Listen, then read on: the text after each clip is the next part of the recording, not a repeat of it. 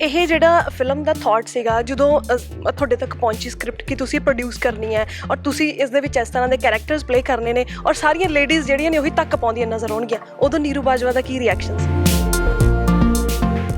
करो करते हैं मेरा बस इन्ना रिएक्शन होंदा जे मैनू कोई चीज़ पसंद होती है मैं कहनी चलो लेट्स डू इट बूहे बारे लिए इंस्टेंट यस सी नज़रिया बदल जूगा इस फिल्म ਨੂੰ ਦੇਖ ਕੇ ਵੀ ਇਹੋ ਜਿਹੀਆਂ ਗੱਲਾਂ ਵੀ ਹੁੰਦੀਆਂ। ਇਹ ਫਿਲਮ ਉਹਨਾਂ ਲੇਡੀਜ਼ ਲਈ ਇਨਸਪੀਰੇਸ਼ਨ ਕਹਿ ਸਕਦੇ ਹਾਂ ਅਸੀਂ, इंस्पिरेशन रोल मॉडल बनना चाहनी हाँ कि आई नहीं कि you can do everything in a respectful manner. ਇਸ ਫਿਲਮ ਦੇ ਵਿੱਚ ਇੱਕ ਚੀਜ਼ ਹੋਰ ਬੜੀ ਖਾਸ ਹੈ ਕਿ ਬੜੇ ਨਵੇਂ ਚਿਹਰੇ ਵੀ ਲੈ ਕੇ ਆਏ ਹੋ ਤੁਸੀਂ ਇਸ ਫਿਲਮ ਦੇ ਵਿੱਚ। ਜਿਸ ਤਰ੍ਹਾਂ ਮੈਮ ਤੁਸੀਂ ਅੱਜ ਕਿਹਾ ਕਿ ਇੰਟਰੋਡਿਊਸ ਕਰ ਰਹੇ ਹਾਂ ਅਸੀਂ ਇੱਕ ਨਵਾਂ ਟੈਲੈਂਟ, ਉਹਦੇ ਬਾਰੇ ਮੈਂ ਜ਼ਰੂਰ ਜਾਣਨਾ ਚਾਹੂੰਗੀ ਕਿ ਕਿੰਨਾ ਕੁ ਕੰਫਰਟ ਜ਼ੋਨ ਬਣਿਆ ਰਿਹਾ ਉਹਨਾਂ ਦਾ ਤੁਹਾਡੇ ਨਾਲ। ਵੀ ਸਾਨੂੰ ਕੋਈ ਨਵਾਂ ਵੀ ਆਰਟਿਸਟ ਆ ਜਾਣਾ ਸਾਨੂੰ ਲੱਗਦਾ ਹੀ ਨਹੀਂ ਨਵਾਂ, ਸਾਡੇ ਨਾਲ ਹੀ ਮਿਲ ਜਾਂਦਾ, ਨਾਲੇ ਅਸੀਂ ਉਹਨੂੰ ਕਦੇ ਐ ਓਪਰਾ ਜਿਹਾ ਸਮਝਿਆ ਨਹੀਂ ਵੀ ਸਾਡੇ ਵਾਂਗੂ ਹੀ ਆ।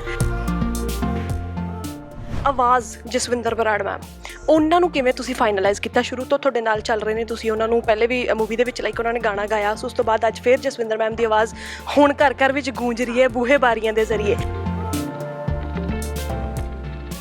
ਇਹ ਲੌਂਗ ਲਾਚੀ 2 ਚ ਅਸੀਂ ਇਕੱਠਾ ਕੰਮ ਕੀਤਾ ਸੀ, ਬਟ ਇਸ ਫਿਲਮ ਸਾਨੂੰ ਸਾਰੇ ਬਹੁਤ ਹੀ ਸਟਰੋਂਗ ਫੀਮੇਲਸ ਪਰਸਨੈਲਿਟੀਜ਼ ਚਾਹੀਦੀਆਂ ਸੀ ਐਂਡ ਮਤਲਬ ਉਸ ਰੋਲ ਦੇ ਲਈ ਉਹਨਾਂ ਨੂੰ ਸੋਚ ਕੇ ਹੀ ਲਿਖਿਆ ਗਿਆ ਸੀ ਉਹ role. So being a producer ma'am ਕਿੰਨਾ ਕੁ ਪ੍ਰੈਸ਼ਰ ਰਹਿੰਦਾ?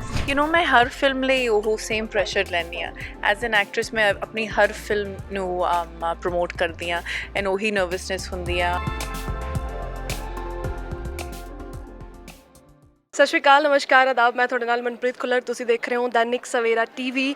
ਤੇ ਬਈ ਅੱਜ ਕੱਲ੍ਹ ਜਦੋਂ ਵੀ ਅਸੀਂ ਸੋਸ਼ਲ ਮੀਡੀਆ ਸਕਰੋਲ ਕਰਦੇ ਹਾਂ ਤੇ ਇੱਕ ਹੀ ਚੀਜ਼ ਨਜ਼ਰ ਆ ਰਹੀ ਹੈ, ਬੂਹੇ ਬਾਰੀਆਂ ਐਂਡ ਬੂਹੇ ਬਾਰੀਆਂ। ਸੋ ਬਿਲਕੁਲ ਤੁਸੀਂ ਸਹੀ ਗੈਸ ਕਰ ਰਹੇ ਹੋ, ਬਸ ਜਲਦੀ ਸਿਨੇਮਾ ਘਰਾਂ ਦਾ ਸ਼ਿੰਗਾਰ ਬਣਨ ਜਾ ਰਹੀ ਹੈ ਬੂਹੇ ਬਾਰੀਆਂ, ਤੇ ਬੂਹੇ ਬਾਰੀਆਂ ਦੇ ਵਿੱਚ ਬੜੇ ਹੀ ਦਮਦਾਰ ਕਿਰਦਾਰ ਇਸ ਫਿਲਮ ਦੇ ਵਿੱਚ ਨਜ਼ਰ ਆਉਣਗੇ। ਤੇ ਮੇਨ ਕੈਰੈਕਟਰਸ ਜਿਹੜੇ ਬੇਸਿਕਲੀ ਕੈਰੈਕਟਰ ਬੇਸਡ ਫਿਲਮ ਹੈ, ਸੋ ਮੇਨ ਕੈਰੈਕਟਰਸ ਮੇਰੇ ਨਾਲ ਹੈਗੇ ਨੇ ਨੀਰੂ ਬਾਜਵਾ ਮੈਮ ਤੇ ਨਿਰਮਲ ਰਿਸ਼ੀ ਮੈਮ। ਬਹੁਤ ਬਹੁਤ ਸਵਾਗਤ ਹੈ ਤੁਹਾਡਾ ਦੈਨਿਕ ਸਵੇਰਾ। ਥੈਂਕ ਯੂ, ਸਤਿ ਸ਼੍ਰੀ ਅਕਾਲ ਜੀ। ਸੋ ਪਹਿਲਾਂ ਤਾਂ ਮੈਂ ਸਪਾਟਨ ਤੋਂ ਸਵਾਲ ਪੁੱਛੂੰਗੀ, ਪੰਜਾਬ ਪੁਲਿਸ ਨੇ ਪੱਟਤਾ ਸਾਰਿਆਂ ਨੂੰ, ਕੀ ਕੈਰੈਕਟਰ ਹੈ ਇਸ ਤਰ੍ਹਾਂ? ਮਤਲਬ ਇੰਨੇ ਪਿਆਰ ਦੇ ਨਾਲ ਵੀ ਡੀਲ ਕੀਤਾ ਜਾਂਦਾ ਹੈ ਆਪਣੇ ਲਾਈਕ ਮੁਲਜ਼ਮਾਂ ਨੂੰ? ਪਹਿਲਾਂ ਪਿਆਰ ਨਾਲ ਡੀਲ ਕਰਦੀ ਆ ਤੇ ਫਿਰ ਡੰਡੇ ਫੇਰਦੀ ਆ ਕਿਸੇ ਨੂੰ ਬਖਸ਼ ਨਹੀਂ ਤੇ ਸਾਰਿਆਂ ਨੂੰ ਇਕੁਅਲੀ ਸਮਝਦੀ, ਚਾਹੇ ਉਹ ਬੰਦਾ ਹੋਵੇ ਜਾਂ ਬੁੜੀ ਹੋਵੇ, ਸੈਲੀਬ੍ਰਿਟੀ ਹੋਵੇ, ਸਾਰੇ ਇੱਕ ਬਰਾਬਰ।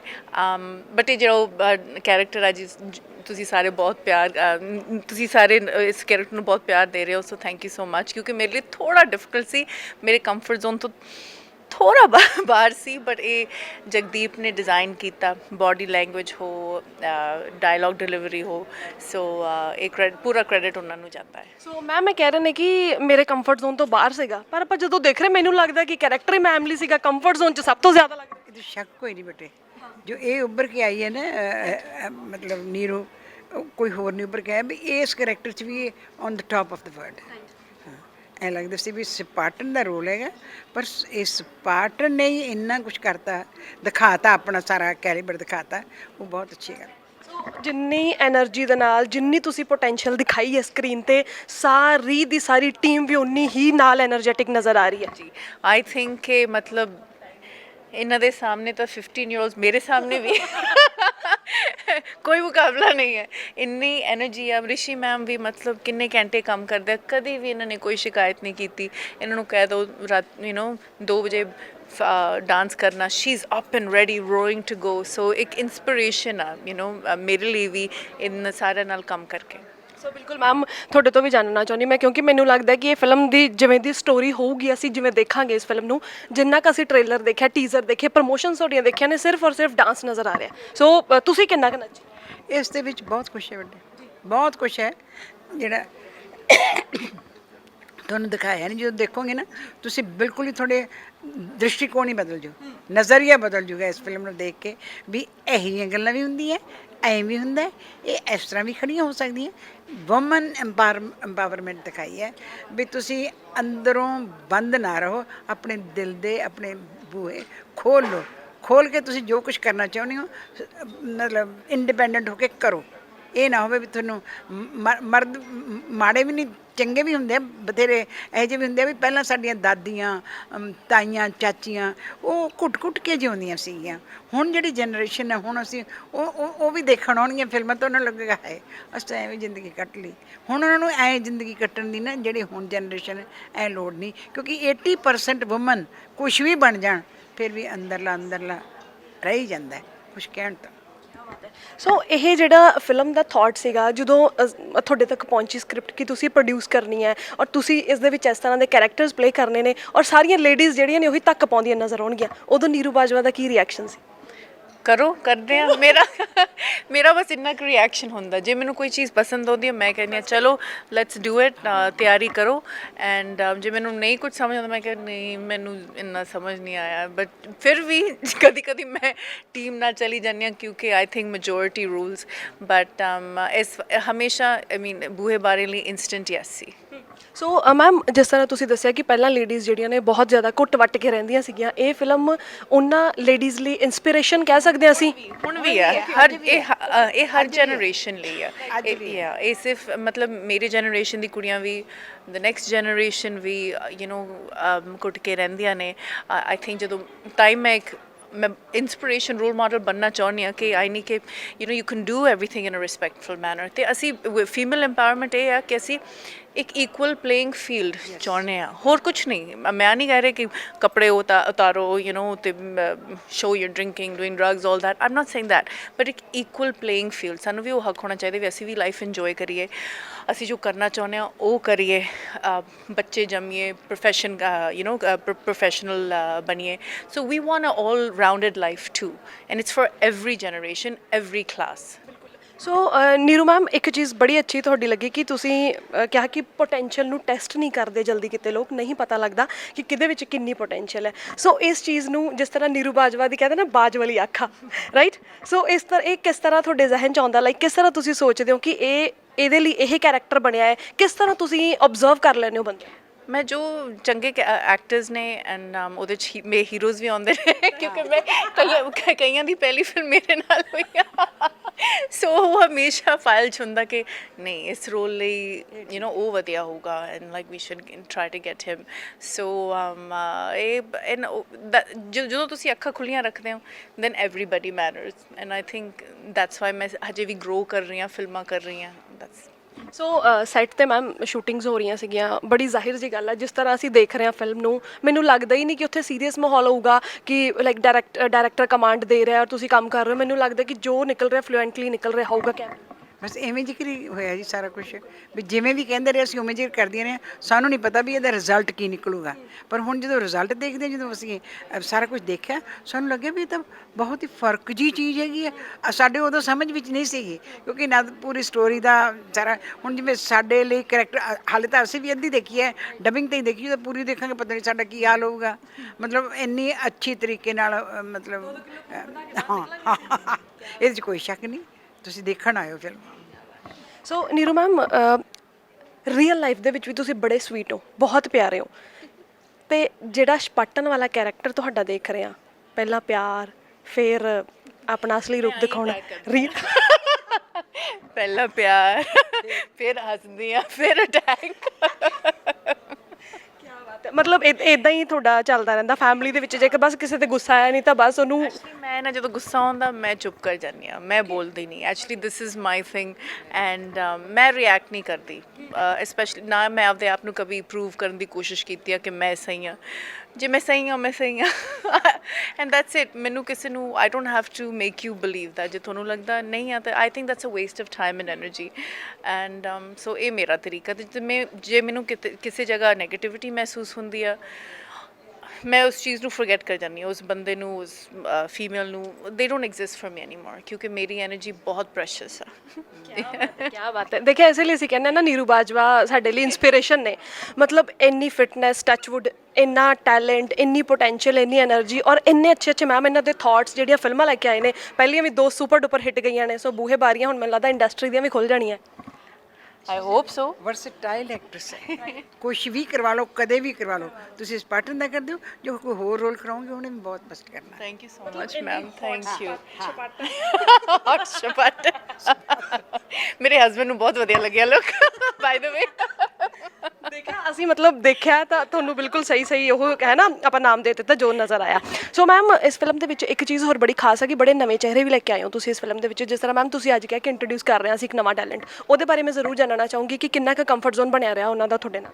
ਵਧੀਆ ਬਣਿਆ ਰਿਹਾ, ਸਾਨੂੰ ਤਾਂ ਪਤਾ ਹੀ ਨਹੀਂ ਲੱਗਿਆ ਵੀ ਅਸੀਂ ਸੱਚੀ ਗੱਲ ਪੁੱਛਾਂ ਦੱਸਾਂ ਤੁਹਾਨੂੰ ਵੀ ਸਾਨੂੰ ਕੋਈ ਨਵਾਂ ਵੀ ਆਰਟਿਸਟ ਆ ਜਾਣਾ ਸਾਨੂੰ ਲੱਗਦਾ ਹੀ ਨਹੀਂ ਨਵਾਂ, ਸਾਡੇ ਨਾਲ ਹੀ ਮਿਲ ਜਾਂਦਾ। ਨਾਲੇ ਅਸੀਂ ਉਹਨੂੰ ਕਦੇ ਐ ਓਪਰਾ ਜਿਹਾ ਸਮਝਿਆ ਨਹੀਂ ਵੀ ਸਾਡੇ ਵਾਂਗੂ ਹੀ ਆ।